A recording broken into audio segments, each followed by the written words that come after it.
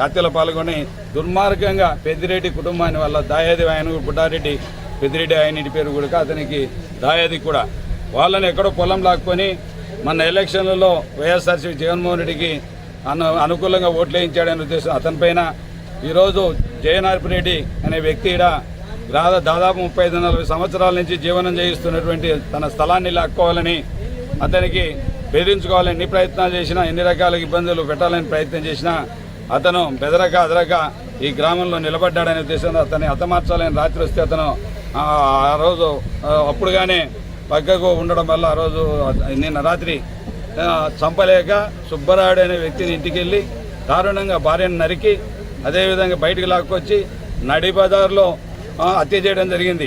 ఇది ప్రజాస్వామ్యమా కాదా అని ప్రశ్నిస్తూ ఉన్నాం. ఈరోజు లోకేష్ గారు రెడ్ బుక్ అని చెప్పి ఎన్నో రకాలుగా మాట్లాడుతూ ఉన్నారు. రెడ్ బుక్ రాజ్యాంగం ఇదేనా అని అడుగుతూ ఉన్నాం మేము. రెడ్ బుక్ ఈ గ్రామంలో అదేవిధంగా ఇంకా రాబోయే రోజుల్లో కూడా ఈరోజు ముఖ్యమంత్రి గారు కూడా మీ ద్వారా తెలియజేస్తూ ఉన్నాం. నార్పెడ్డి కానీ పెద్దిరెడ్డి కానీ ఇంకో కొంతమంది పైన మళ్ళీ హత్య చేయాలని ప్రయత్నం జరుగుతూ ఉంది. అదే జరిగితే ప్రభుత్వమే బాధ్యత వహించాల్సిన అవసరం ఉంది. వాళ్ళకు సెక్యూరిటీ కల్పించాల్సిన అవసరం ఉంది. వాళ్ళకి గన్మెన్లను కూడా ఇవ్వాల్సిన అవసరం ఉంది అని తెలియజేస్తా ఉన్నాం. మా ముఖ్యమంత్రి గారు క్లియర్గా మాజీ ముఖ్యమంత్రి గారు మా జగన్మోహన్ రెడ్డి గారు ఆ కుటుంబాన్ని ఆదుకుంటాం. అన్ని రకాలుగా మేము ఈ గ్రామంలో ఉన్నటువంటి వైఎస్ఆర్సీపీ నాయకులను కాపాడుకుంటామని తెలియజేయమని కూడా చెప్పడం జరిగింది. మా జగన్మోహన్ రెడ్డి గారు ఎక్కడ ఏం జరిగినా ఏ ప్రాంతంలో ఈ రాష్ట్రంలో ఎక్కడ కార్యకర్తకు అన్యాయం జరిగినా ఎక్కడైనా జరిగినా ఢిల్లీలో మన ధర్నా చేశాం. ఇలాంటి సంఘటనలు మమ్మల్ని కూడా మీరందరూ కలిసి 2 జిల్లాల్లో నాయకులందరూ కలిసి మీరు ఇలాంటి సంఘటనలను ధైర్యంగా ఎదుర్కోండి, మీరందరూ ముందుగా వెళ్ళండి. కానీ కొడుకు మన ఏజెంట్ కూర్చున్నాడు ఎలక్షన్లలో. గతంలో ఈ ఊర్లో ఎవరు అతనికి అడ్డదుపు లేదు.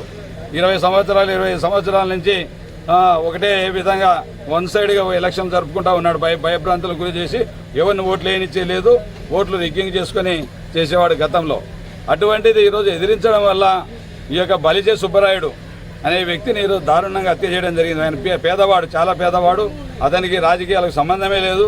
అతను జగన్మోహన్ రెడ్డి పైన ఉన్నటువంటి మమకారము ప్రేమతో జగన్మోహన్ రెడ్డికి ఓట్లు వేయించాలనే ఉద్దేశంతో ఆ రోజు తన కొడుకులు తను మద్దతు తెలిపినందుకు ఈరోజు హత్య చేయడం జరిగింది దారుణంగా. ఆ విధంగా ఈ గ్రామాన్ని ఏదో విధంగా భయభ్రాంతులకు గురి చేసి గ్రామాన్ని అందరినీ ఎవరైతే శత్రువులు ఉన్నారో వాళ్ళందరినీ కూడా ఈ గ్రామం వదిలిపెట్టి పోవాలని బెదిరించడం జరుగుతూ ఉన్నాయి. ఎవరు బెదరాల్సిన అవసరం సమాచారం మేరకు రాత్రి ఏం జరిగింది? మీకున్న సమాచారం మేరకు మాకున్న సమాచారం పోలీసులు వచ్చారు. అదే సమయంలో పోలీసులు ఉన్నారు. పోలీసులు ఉండి కూడా ఏం చేయలేని పరిస్థితి. ఎస్ఐ 4 అంటే పక్క దొబ్బేసి వాళ్ళని ఎస్ఐని 4 కానిస్టేబుల్ని బయటికి తోసేసి మిమ్మల్ని కూడా పెట్రోల్ పోసి అంటూ పెడతాం, ఏనా కొడుకులు అడ్డం వస్తారో మిమ్మల్ని ఎవరు కాపాడుతారని చెప్పి కానిస్టేబుల్ని కొట్టడం కూడా జరిగింది. అదేంటంటే డిపార్ట్మెంట్ పరువు అవుతుంది కాబట్టి వాళ్ళు చెప్పుకోలేనటువంటి పరిస్థితి. కాబట్టి పోలీసులు ఉండి కూడా ఈ హత్యలు జరుగుతూ ఉన్నాయంటే దీన్ని వెనక ఎవరున్నారని మా ప్రశ్న. ఒకటే ప్రశ్న, ఈరోజు రకరకాలుగా మా మీదనే వాళ్ళే సరిపోక భూతగాథాలు ఉన్నాయి. గతంలో ఏవో సరిపోక వీళ్ళే చంపుకున్నారు. ఈ రకంగా డ్రామాలు వేస్తూ ఎన్నో రకాలుగా మా మీదనే నిందలు వేయాలని ఒక ప్రయత్నం జరుగుతూ ఉంది. మేము ఏదన్నా చేసిన వాళ్ళమైతే ఇంత ఊళ్ళో రానియరు మమ్మల్ని ఎవరు. ఈ హత్యలు ఇలాంటివి మాకు ఏమాత్రం సంబంధం ఉన్నా మేము ఈ ఊర్లో భయపడాల్సిన అవసరం లేదు. ఇక్కడ ఉన్నటువంటి నాయకుల కార్యకర్తలు ఒకటి చెప్తా ఉన్నాం, మేము ఎన్నంటి ఉంటాం. ఎవరు ఏ సందర్భంలో ఏమి జరిగినా ఎదుర్కోవడానికి సిద్ధంగా ఉన్నాం. కాబట్టి మీరు కూడా పత్రికాముఖంగా రెడ్ బుక్ రాజ్యాంగాలు ఎక్కువ లేవు. ప్రశాంతంగా ఉన్న గ్రామాలు ప్రశాంతంగా ఉండాలి, పల్లెలు బాగుండాలి, ప్రశాంతంగా ఉండాలి అని చెప్పి ఆయన కోరుకున్నాడు. ఈరోజు మానంది మండలం సీతారాంపురం వెంకట సుబ్బయ్య అలియాస్ పెద్దన్న మర్డర్ కావడం చాలా దురదృష్టకరం. కేవలం వైఎస్ఆర్సీపీకి ఏజెంట్ కూర్చున్నారనే ఉద్దేశంతోనే ఓట్లేసిన ఉద్దేశంతో ఈ విధంగా దారుణం చేయడం మాత్రం చాలా అన్యాయం. తెలుగుదేశం నాయకులకు వాళ్ళు ఒకటే తెలుసుకోవాల్సి వస్తుంది, ఈ రోజు ఉన్న పరిస్థితి రేపు ఉండదనేది మాత్రం తెలుసుకోవాల్సి వస్తుంది. రాజులు అయినా రాజ్యాలు అయినా ఏమి అధికారం శాశ్వతం కాదు. ప్రజలకు మంచి చేయడానికి చూడండి తప్ప మేమేదో దౌర్జన్యాలు చేసి మనుషులను చంపి మేమేదో రాజకీయం చేస్తామంటే మాత్రం అది చాలా రోజులు జరగదు.